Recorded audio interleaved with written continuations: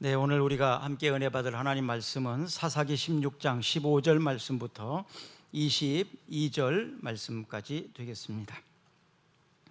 들릴라가 삼손에게 이르되 당신의 마음이 내게 있지 아니하면서 당신이 어찌 나를 사랑한다 하느냐? 당신이 이로써 3번이나 나를 희롱하고 당신의 큰 힘이 무엇으로 말미암아 생기는지를 내게 말하지 아니하였도다 하며 날마다 그 말로 그를 재촉하며 조르매 삼손의 마음이 번뇌하여 죽을 지경이라. 삼손이 진심을 드러내어 그에게 이르되 내 머리 위에는 삭도를 대지 아니하였나니 이는 내가 모태에서부터 하나님의 나시린이 되었음이라. 만일 내 머리가 밀리면 내 힘이 내게서 떠나고 나는 약해져서 다른 사람과 같으리라 하니라. 들릴라가 삼손이 진심을 다 알려주므로 사람을 보내어 블레셋 사람들의 방백들을 불러 이르되 삼손이 내게 진심을 알려주었으니 이제 한 번만 올라오라 하니 블레셋 방백들이 손에 은을 가지고 그 여인에게로 올라오니라. 들릴라가 삼손에게 자기 무릎을 베고 자게 하고 사람을 불러 그의 머리털 7가닥을 밀고 괴롭게 하여 본즉 그의 힘이 없어졌더라. 들릴라가 이르되 삼손이여 블레셋 사람이 당신에게 들이닥쳤느니라 하니 삼손이 잠을 깨며 이르기를 내가 전과 같이 나가서 몸을 떨치리라 하였으나 여호와께서 이미 자기를 떠나신 줄을 깨닫지 못하였더라. 블레셋 사람들이 그를 붙잡아 그의 눈을 빼고 끌고 가사에 내려가 놋줄로 매고 그에게 옥에서 맷돌을 돌리게 하였더라. 그의 머리털이 밀린 후에 다시 자라기 시작하니라. 아멘. 능력이 많으면 삶의 질을 높이는 데 큰 도움이 됩니다. 어저께 제가 전북 CBS 초대에 되어서 40분 정도 방송을 했습니다. 몰라서 못 보신 분들이 많이 있을 텐데 다시 듣기가 없더라고요. 그래서 못 들으신 분들이 많을 것 같아서 내일이나 모레쯤 파일을 또 보내준다고 하니까 그때 들으실 수 있을 것 같습니다. 거기에서 제가 어떻게 살아왔는지, 또 하나님의 은혜, 또 하나님이 능력 주셔서 일했던 과정들을 여러 가지를 좀 나누었습니다. 사람들이 살아가면서 절대적으로 필요한 것들이 능력입니다. 능력, 권력도, 돈도, 또 힘, 그리고 도움의 손길들, 또 이 모든 것들이 다 능력이죠. 사람들은 능력을 다 갖고 싶어 합니다. 더 많은 능력을 갖고 싶어 합니다. 그래서 다른 사람의 지갑에서 내 지갑으로 돈을 옮기는 사람, 이런 사람을 우리는 사업가라고 말합니다. 다른 사람의 있는 주머니에서 내 돈, 내 주머니로 가져다 놓는 사람, 이런 사람을 사업가라고 그럽니다. 또 내 머리에 있는 지식을 다른 사람에게 넣어주는 사람, 이런 사람을 우리는 선생님이라고 그럽니다. 선생님들은 나에게 있는 지식을 다른 사람에게 넣어주는 사람들이죠. 이 원리를 잘 알아야 선생님으로 또 사업가로 성공적으로 할 수 있겠죠. 그렇다면 이 모든 능력들이 어디서 올까? 능력의 근원은 어디일까? 삼손은 오늘 본문에서 보니까 머리카락에 있었다고, 머리털을 베어버리면 능력이 사라진다. 이게 삼손에게 있는 능력의 비밀이었습니다. 사람들은 능력을 갖기를 원하는데 그 능력이 어디에서 오는지는 잘 모르는 것 같아요.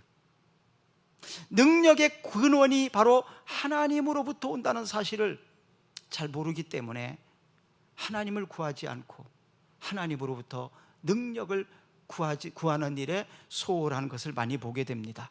자, 하나님은 어떤 분이십니까? 시편 147편 5절 말씀을 보겠습니다. 우리 주는 위대하시며 능력이 많으시며 그의 지혜가 무궁하시도다. 우리 주는 위대하시며 능력이 많으시며 그의 지혜가 무궁하시도다. 능력이 많으시고 지혜가 많으신 하나님께 능력을 구하고 지혜를 구하셔서 그 지혜와 그 능력이 여러분들의 것이 되기를 바랍니다. 하나님은 능력을 주실 수도 있고 거두어 가실 수도 있다는 사실을 또한 아시기를 바랍니다.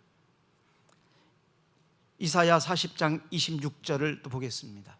너희는 눈을 높이 들어 누가 이 모든 것을 창조하였나 보라. 주께서는 수요대로 만상을 이끌어내시고 그들의 모든 이름을 부르시나니 그의 권세가 크고 그의 능력이 강함으로 하나도 빠짐이 없느니라. 아멘. 창조하신 분, 그리고 권세와 능력이 강하신 하나님입니다. 요한복음 10장 28절부터 29절까지를 보면 하나님은 만유보다 크심에 어느 누구에게도 우리를 빼앗을 수 없다. 하나님은 빼앗기지 않으신다. 이렇게 말씀해주고 있습니다. 고린도서 12장 4절부터 11절까지를 보면 모든 능력, 모든 은사들은 다 하나님이 나누어 주시는 선물이라고 말하고 있습니다.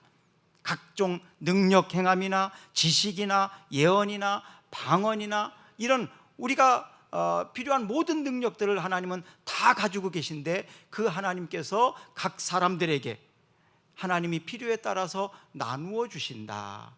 우리는 하나님이 나누어 주신 것을 가지고 이 땅을 살아가는 것입니다. 성경에서 가장 능력 있는 사람, 예수님 빼고 엘리야를 말합니다. 보통 엘리야, 큰 자 그러면 엘리야를 지칭하거든요. 모세나 다윗이나 솔로몬이나 이런 사람이 아니고 엘리야를 보통 칭하거든요. 근데 엘리야의 그 모든 능력은 다 하나님이 주셨던 것입니다. 엘리야와 같은 능력이 여러분들에게 있기를 축복합니다.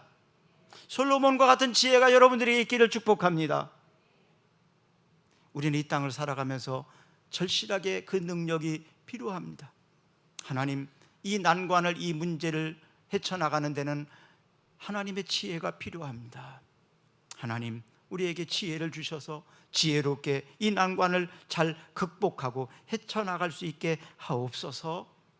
지금 우리나라는 정치적으로 또 노사의 문제나 경제적인 어려움이나 이런 것들이 지금 많이 힘들어하고 있습니다.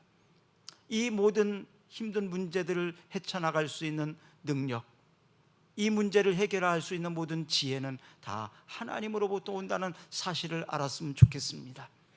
그래서 하나님 앞에 기도함으로 하나님이 주시는 능력으로 헤쳐나가기를 축복합니다. 지난번 금요일 날 밤에 축구를 했잖아요. 그럴 때 우리나라가 어떻게 거기를 이길 수 있겠습니까? 확률이 거의 어려운 상황인데, 그런데 손흥민 선수가 저는 기도하는 모습이 참 얼마나 이쁜지 몰라요. 그래서 페이스북에다가 제가 그 기도하는 사진을 올려놨습니다. 하나님 앞에, 하나님 능력을 주십시오, 하나님 우리의 소원을 들어주십시오 하면서 기도하는 그 모습, 아마도 그 기도의 소리가 하나님 앞에 상달되었을 거라고 생각을 합니다. 내가 가지고 있는 실력으로는 되지 않지만 하나님이 은혜 주신다면 우리는 능히 할 수 있는 줄로 믿습니다. 자, 오늘 본문에 삼손이 나오는데요, 삼손을 하나님께서 능력을 주신 이유는 이스라엘을 블레셋 사람으로부터 건지시기 위하여, 구원하기 위하여 능력을 주셨습니다. 이 삼손은 단지파 마누아의 아들인데요, 삼손의 이름은 뜻은 작은 태양, 또 태양의 사람이라는 뜻이 있어요. 태양은 여러분 잘 알다시피 능력을 상징합니다. 태양은 태양 자체에서 빛을 발하는 에너지가 있어서 뜨거움, 열과 빛을 낼 수 있는 것이 바로 태양이에요. 근데 달은 스스로 이 빛을 내지 못하고 태양으로부터 오는 것을 반사해서 주는 것이죠. 이 바로 능력의 태양, 또 태양의 사람, 이런 의미는 바로 능력 있는 사람이라는 것을 상징하죠. 성경에 보면 삼손은 나귀 턱뼈 하나 가지고 1,000명을 죽일 수 있는 엄청난 능력의 소유자였습니다. 15장 15절을 한번 읽어보겠습니다. 삼손이 나귀의 새 턱뼈를 보고 손을 내밀어 집어들고 그것으로 1,000명을 죽이고. 일당천이죠. 그러니까 일당천, 한 사람이 1,000명을 상대해서 이길 수 있는 사람, 이런 사람이 바로 삼손이었습니다. 이 삼손은 태어나기 전부터 하나님께 구별된 나신으로 받쳐진 사람입니다. 나시린으로 받쳐진 사람이 성경에 세 사람이 등장을 합니다. 사사기 13장 5절에 보면 삼손이고요, 또 사무엘상 1장 11절에 보면 사무엘입니다. 그리고 누가복음 1장 15절에 보면 침례 요한입니다. 나시린은 민수기 6장 1절부터 8절까지를 보면 포도주와 독주를 멀리해야 된다. 그리고 두 번째로는 머리카락을 자르지 말아야 된다. 세 번째로는 시체와 같은 부정한 것을 가까이 하지 말아야 된다. 이렇게 분명하게 이야기를 해주고 있습니다. 이 나시린은 구별된 사람, 하나님이 쓰시기 위해서 특별히 따로 떼어놓은 사람, 이런 의미가 있거든요. 성도는 어떤 사람입니까? 성도 역시 거룩하게 구별된 사람, 세상에서 하나님의 쓰실 사람으로, 하나님께 예배하는 사람으로, 하나님의 자녀로 구별된 사람, 이런 의미가 바로 성도입니다. 여러분 성도이시죠? 성도 맞죠? 성도이시죠? 그렇다면은 이 나시린처럼 세상 사람들과 다르게 살아야 됩니다. 바로 다르게 사는 것이 능력입니다. 나실인이 다르게 살아야 되는 것처럼 성도들은 세상 사람들과 다르게 살아야 돼요. 생각하는 것이 달라야 돼요. 좋아하는 것이 좀 차이가 있어야 됩니다. 성공하는 사람과 실패하는 사람들을 보면 뭔가가 달라요. 성공하는 사람들은 성공할 수 있는 삶을 살아가더라고요. 근데 실패하는 사람들은 실패할 수밖에 없는 삶을 그대로 답습하고 살아가요. 과거에 잘못된 것을 알면서도 그냥 그렇게 똑같이 살아요. 그러니까 현재도 미래에도 희망이 없어요. 성공하는 사람들을 보면 과거에 실패했던 것을 거울로 삼아서 다르게 살아요. 그러니까 미래에는 그는 성공하는 사람이 되더라고요. 성도는 바로 구별된 사람입니다. 특별한 목적을 위해서 하나님께서 떼어놓아서 있는 하나님의 자녀들입니다. 그러니까 전에는 내 마음대로 살았지만 이제는 내 마음대로 살지 않는 것이 성도입니다. 저 자신을 경험을 보면 제가 기도가 좀 소홀해지면 내 생각대로 살더라고요. 내 마음대로 하더라고요. 그런데 좀 기도를 열심히 할 때를 보면 내 생각대로 살지 않더라고요. 내 마음대로 하지 않아요. 그래서 요즘에는 기도하는 목적이 무엇을 이루어 달라는 소원을 구하는 기도가 아니라 하나님, 내 마음대로 살지 않기 위해서 기도합니다. 내 마음대로 살지 않기 위해서 하나님 기도합니다. 그러니까 내 마음대로 내 뜻대로가 아니라 하나님 마음대로 살았으면 좋겠습니다. 하나님이 저의 인생을 이끌어 달라고 하는 기도가 저의 주된 기도가 되었더라고요. 기도하지 않으면 내 마음대로 살고 기도하면 내 마음대로 살지 않는다. 기도의 사람들이 되기를 축복합니다. 예수님께서 베드로를 부르실 때 나를 따라오너라, 내가 너로 사람 낚는 어부가 되게 하리라. 전에는 고기 잡는 어부가 되었지만 예수님이 부르셔서 훈련받고 예수님의 제자가 되어서 이제는 사람을 구원시키는, 사람을 살리는 일을 하는 사람으로 그의 생활이, 삶이 바뀌어지게 됩니다. 전에는 자기 마음대로 자기 뜻대로 살았지만 이제는 베드로가 원하는 대로 살지 않고 성령께서 인도하시는 대로 살아야 됩니다. 베드로에게도 편견이 있었어요. 유대인과 이방인에 대한 편견입니다. 그래서 그는 하나님의 이끄심을 받지 못했을 때에는 이방인들에게는 복음을 전하지 않았어요. 어떻게 이방인들이 예수 믿을 수 있냐? 그들에게 복음을 전할 필요가 없다, 이유가 없다. 그는 이방인들에게 복음 전하지 않았어요. 유대인들에게만 복음을 전했어요. 그런데 베드로에게 찾아와서 하나님께서 그를 바꾸시죠. 그래서 그는 이방인에게도 복음을 전하는 사람이 되었습니다. 이방인의 집에 가서 음식을 먹고 이방인의 집에 가서 복음을 전하는 그런 사람이 되었죠. 그러니까 내가 전에 생각했던 편견이 무너지는 것은 바로 성령께서 인도하실 때 내 편견과 내가 바뀝니다. 사람이 잘 안 바뀌어요. 조그만한 건 바뀌지만 중요한 뼈대는 안 바뀌더라고요. 기질이 안 바뀐다고 그러잖아요. 그런데 예수 믿고 나면 바뀝니다. 예수 믿으면 바뀌어요. 왜냐하면 내 기질대로 살지 않거든요. 이제는 주님이 인도하시는 대로 살기 때문에 내 성격도 바뀌고 내 기질도 바뀌고 내 삶도 바뀌는 것을 보게 됩니다. 그래서 예수님을 믿고 난 다음에 저는 가장 많이 불렀던 찬송가 중에 하나가 부름받아 나선의 몸이었어요. 부름받아 나선의 몸, 어디든지 가오리이다, 주만 따라 가오리다. 이 찬양을 가장 많이 불렀어요. 어느 누가 막으리까, 죽음인들 막으리까. 너무너무 이 가사가 좋았어요. 그리고 주님 뜻대로 살기로 했네, 뒤돌아서지 않겠네. 막 이런 찬양을 참 좋아했던 것 같아요. 주님 뜻대로 살기로 했네, 뒤돌아서지 않겠네. 베드로전서 1장 14절부터 15절까지를 한번 읽어볼까요? 너희가 순종하는 자식처럼 전에 알지 못할 때에 따르던 너희 사역을 본받지 말고 오직 너희를 부르신 거룩한 이처럼 너희도 모든 행실에 거룩한 자가 되라. 네, 삼손이 기생 들릴라를 사랑하게 된 것이 이제 문제가 됩니다. 그가 거짓으로 여러 번 위기를 넘겼지만 오늘 본문에 보니까 진심으로 자기의 능력의 비밀을 알려주게 됩니다. 결국 이 문제 때문에 삼손은 모든 힘과 능력을 상실하게 되는데, 그가 표현한 것을 보면 번뇌하고 죽을 지경이라고, 막 죽을 지경이라고, 너무너무 괴로웠다고 이렇게 표현하고 있거든요.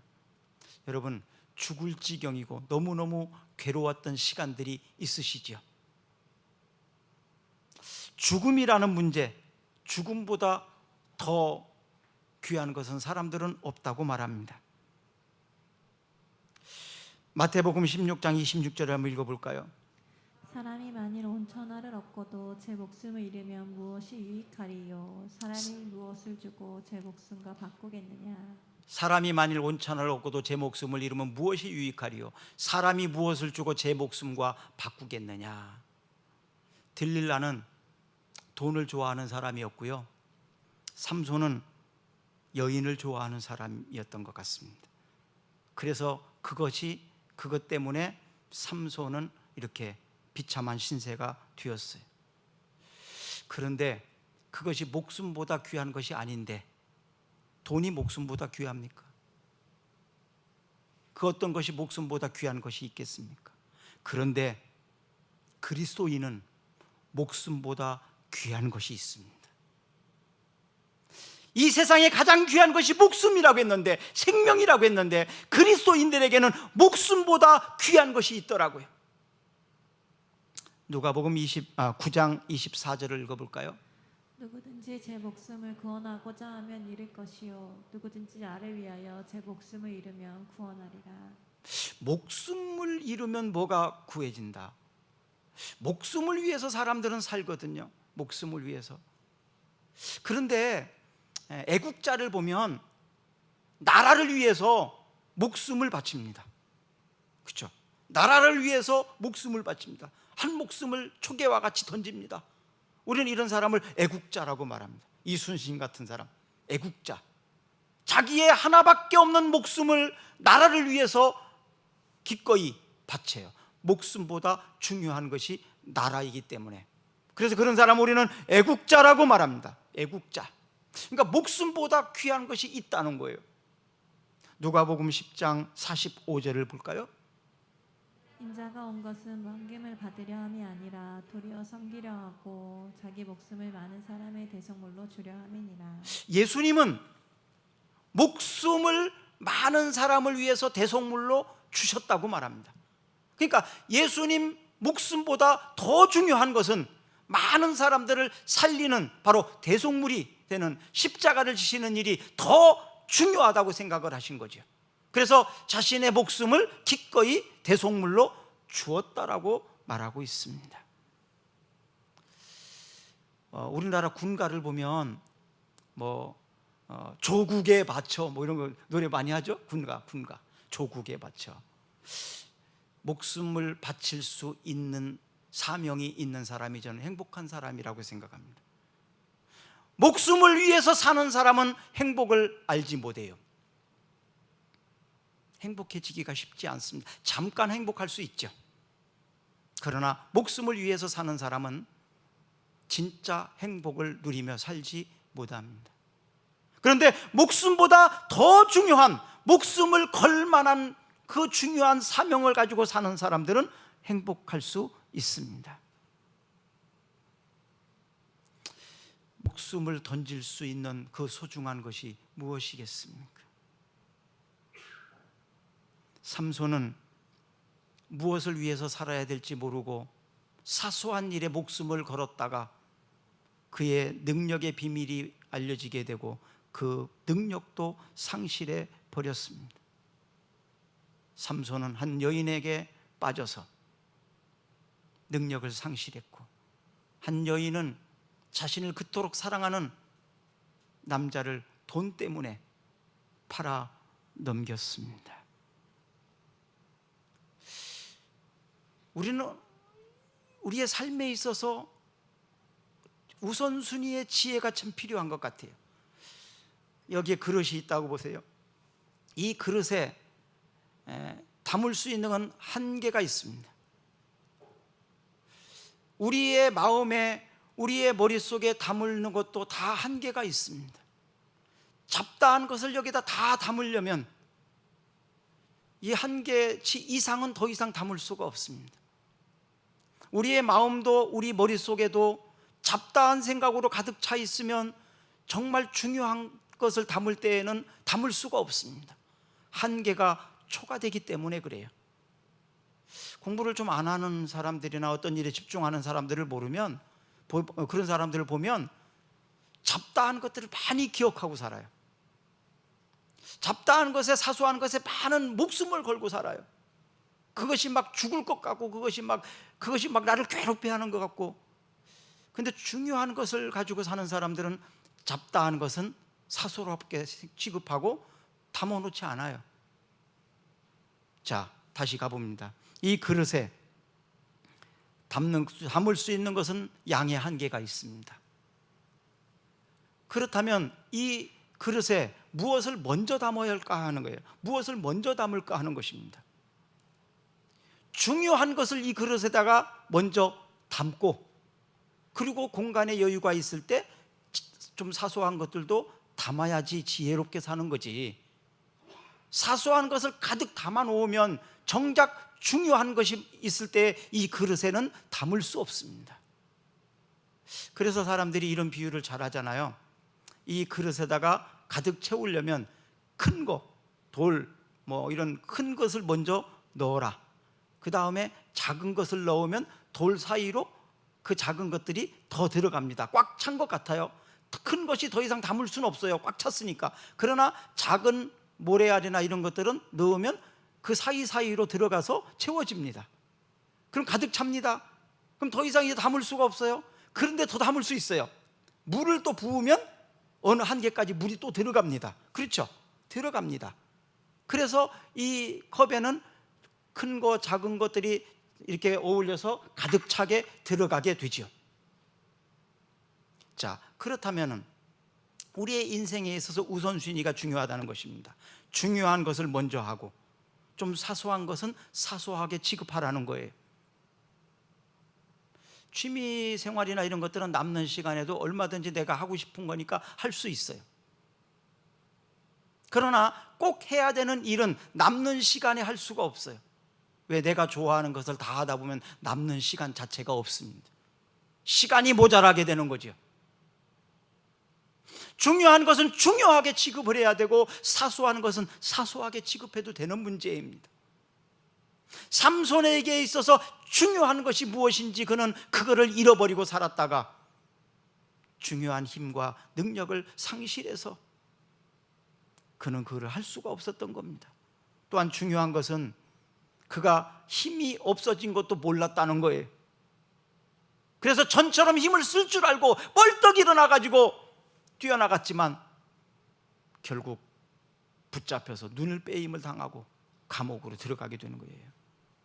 사사기 13장 5절 말씀 읽어볼까요? 보라, 내가 임신하여 아들을 낳으리니 그의 머리 위에 삭도를 대지 말라. 이 아이는 태에서 나옴으로부터 하나님께 바쳐진 나실인이 됨이라. 그가 블레셋 사람의 손에서 이스라엘을 구원하기 시작하리라 하시니.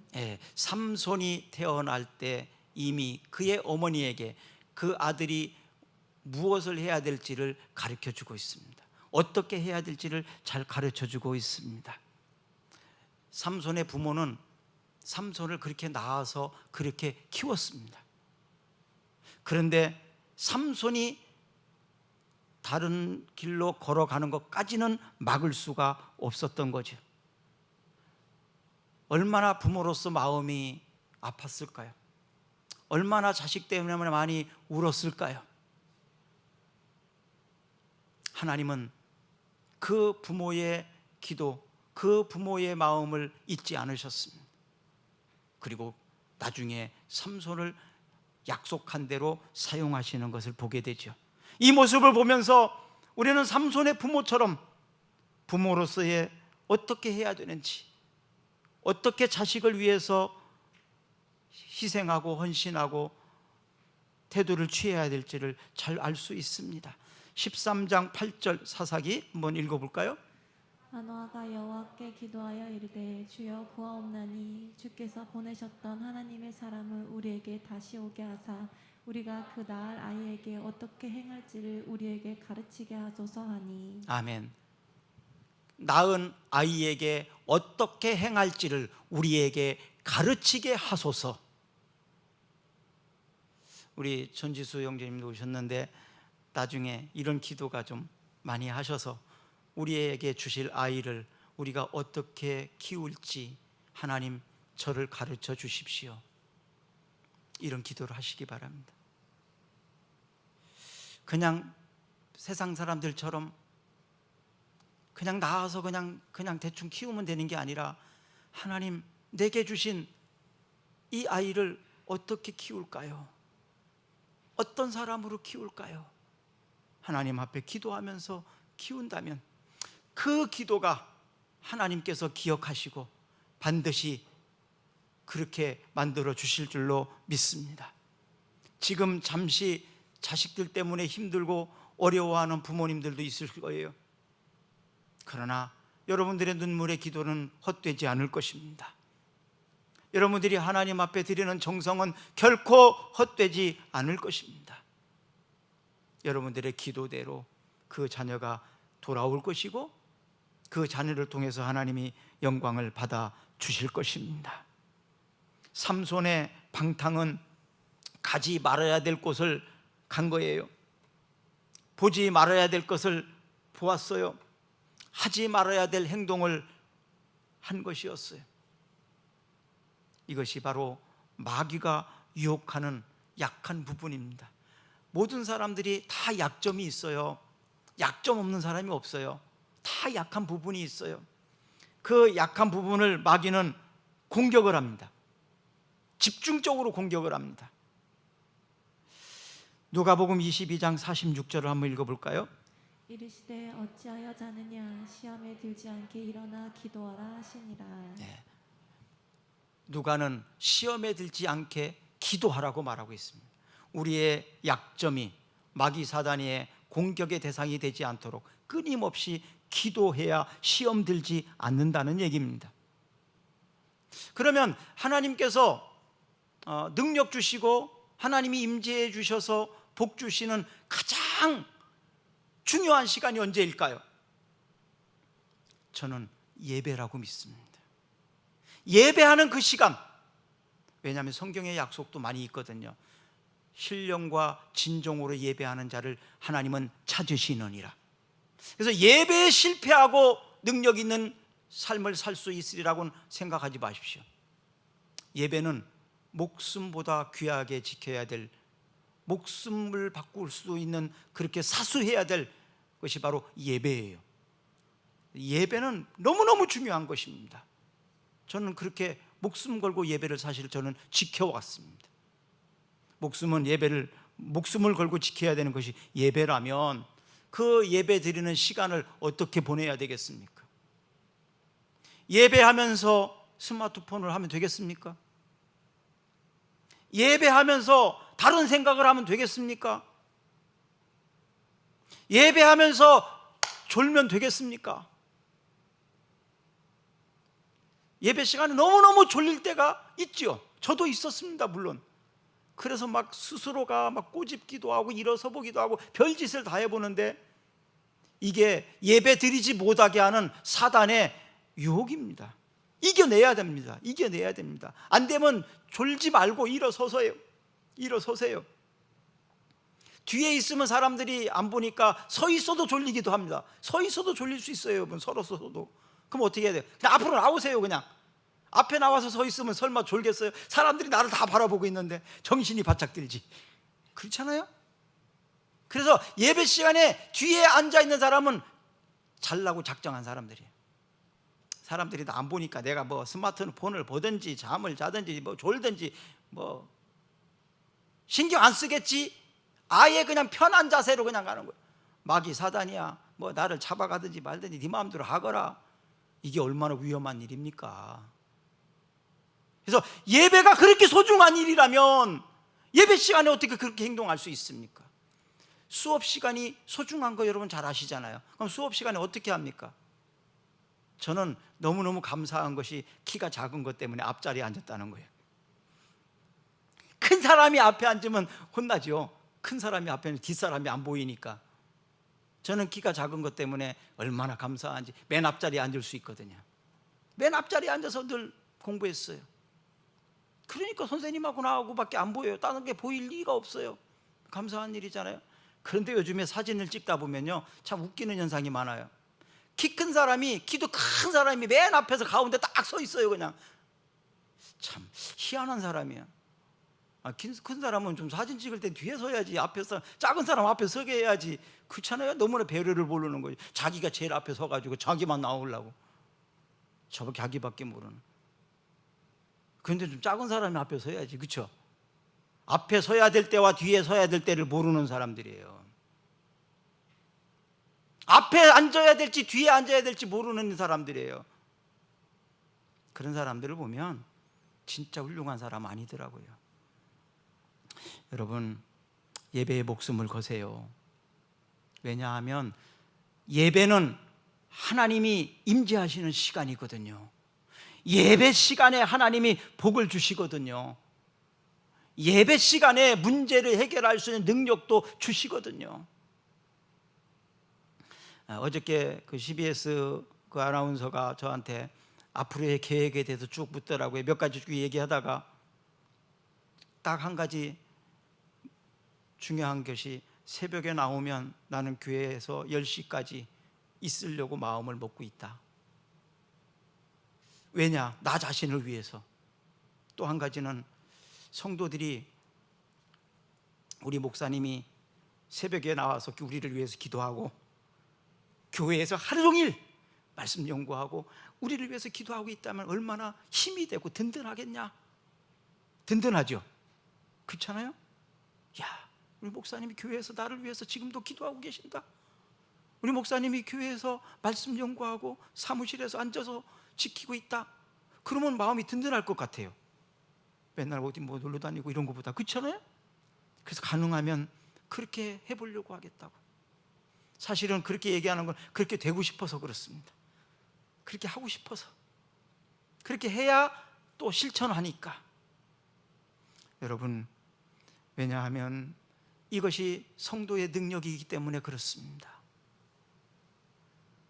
예배는 목숨보다 귀하게 지킬 수 있는 여러분들이 되었으면 좋겠어요. 그 능력의 사람들이 되기를 바랍니다. 사사기 14장 6절 말씀 읽어보게요.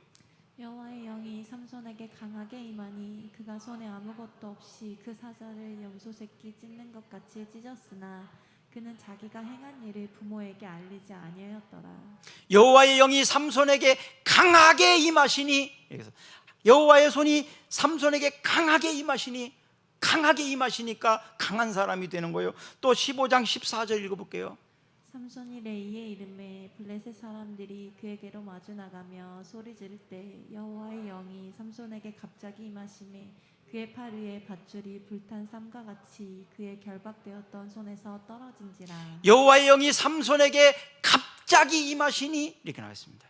여호와의 손이 중요한 건 임하시게 되면 능력 있는 사람이 되는 겁니다. 그런데 하나님이 떠나시게 되니까 모든 능력과 힘을 상실하게 되었다는 거예요. 왜 하나님이 삼손에게서 떠나게 되었습니까? 유혹에 넘어갔기 때문에, 마음을 빼앗겼기 때문에.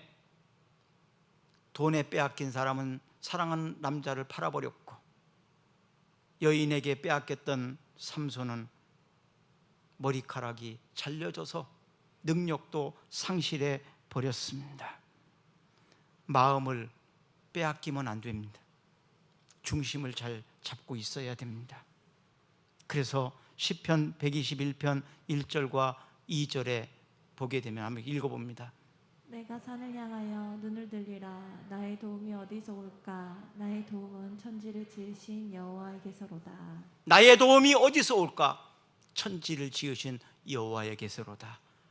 천지를 지으신 여호와께서 여러분들의 도움이 되시고 여러분들에게 강한 능력이 되시기를 주의 이름으로 축원합니다.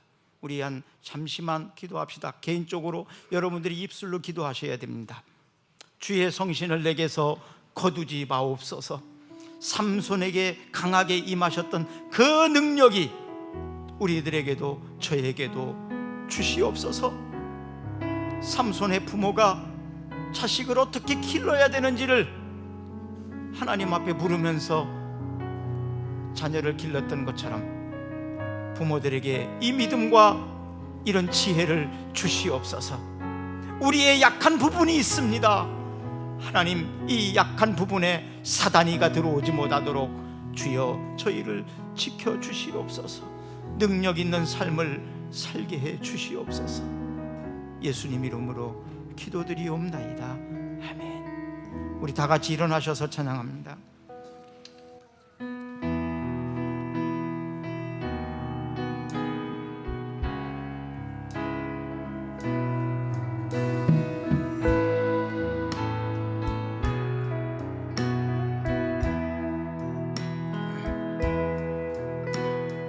선한 능력으로 안으시니 그 신발로 날 붙드시네. 절망 속에 또 흔들리지 않고 사랑하는 주 얼굴 구하리. 이전의 괴로움, 이전의 괴로움 날 애워싸고 고난의 길을 걷는다 해도